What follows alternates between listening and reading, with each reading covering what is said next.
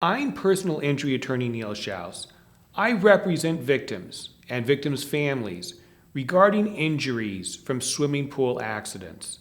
Sometimes these are cuts and lacerations and broken or fractured bones from diving and jumping accidents, and sometimes it's brain damage and death from drowning. People often ask me, who would I bring a lawsuit against? Who would be held responsible for a swimming pool injury?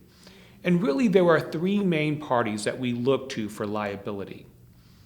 The first is the owner of the property. And if it's a residential swimming pool, then the person's homeowner's insurance company.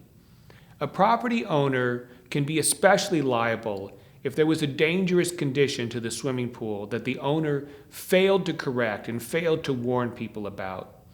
Often this has to do with not having a gate or barrier around the pool to prevent small children from wandering over to the pool and jumping or falling in. The second party who may be liable is the company that designed, built, or maintained the swimming pool. Often pools are not built up to code. Often they do not comply with safety regulations. The diving board may have been placed in too shallow of an area.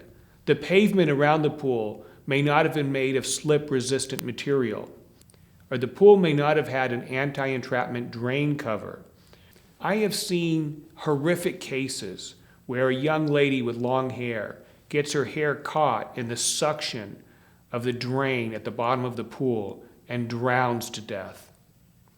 The third party who may be liable is a lifeguard or adult who was supposed to be supervising the swimmers but failed to do so.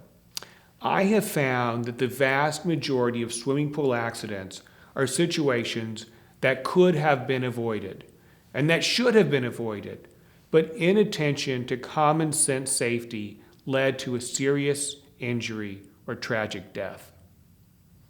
If you or a loved one is a victim of a swimming pool accident or a drowning, we invite you to contact us here at the Shouse Law Group.